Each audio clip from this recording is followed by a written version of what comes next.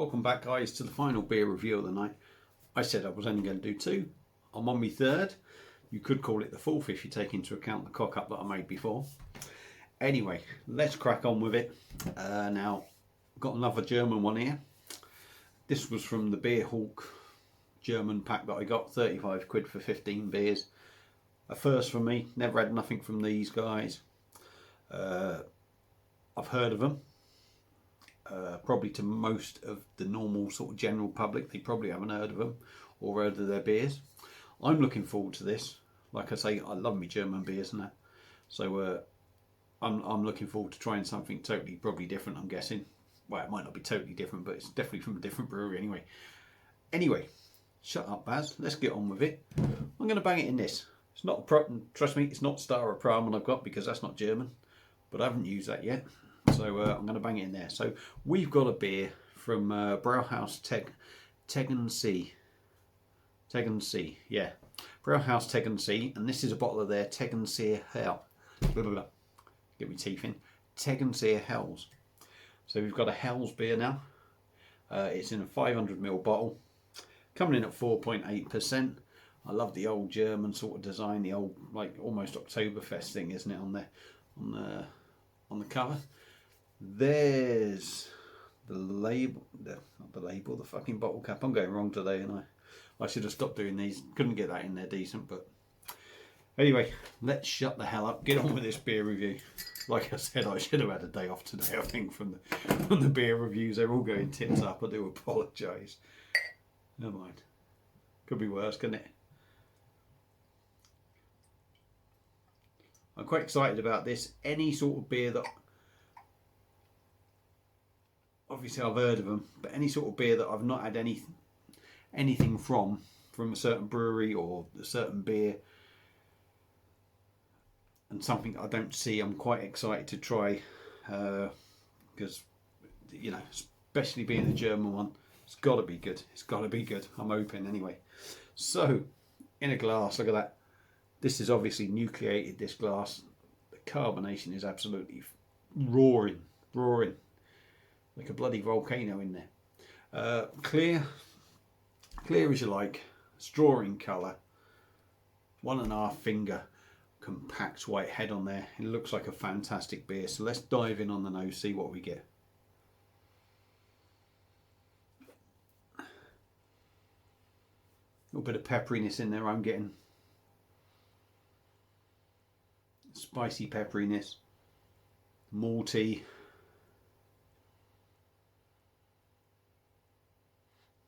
yeah, not really sort of any sort of sweetness in there for me. It's all sort of bitterness sort of notes at the moment from what I can pick up, and a maltiness. So without further ado, let's dive in. Cheers everyone. Fingers crossed this is going to be a belter.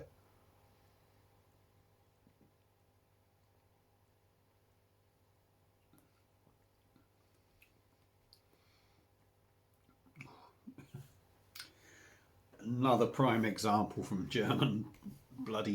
another German brewery. I wasn't picking the sweetness up in the nose. I was getting that maltiness, and funny enough, it's actually more sweeter than I thought than it would be, but it's still very subtle in the sweetness. It's got a lovely bready note. So ignore that bit for now. We'll just dive in and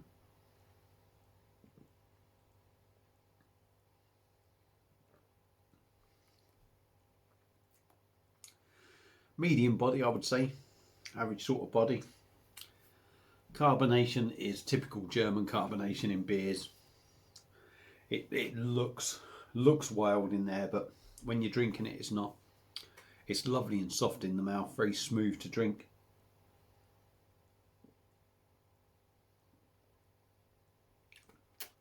It's not overly sweet.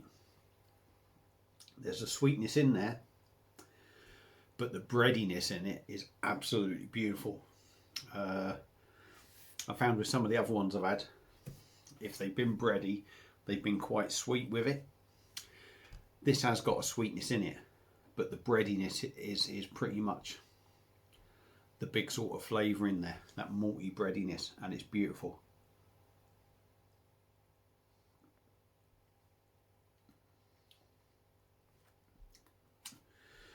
And I think when you get that breadiness,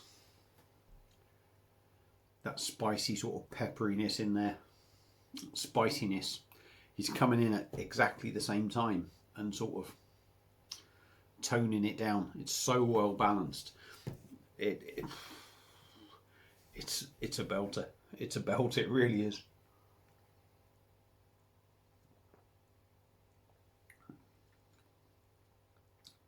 Oh. The bready taste in there is absolutely outstanding. I don't know what they've done to it. It's obviously just the way they brew it, but like I say, they've balanced the breadiness and that sort of spiciness in there. For me, for my taste buds, to perfection. It's just beautiful, beautiful. Excuse me. And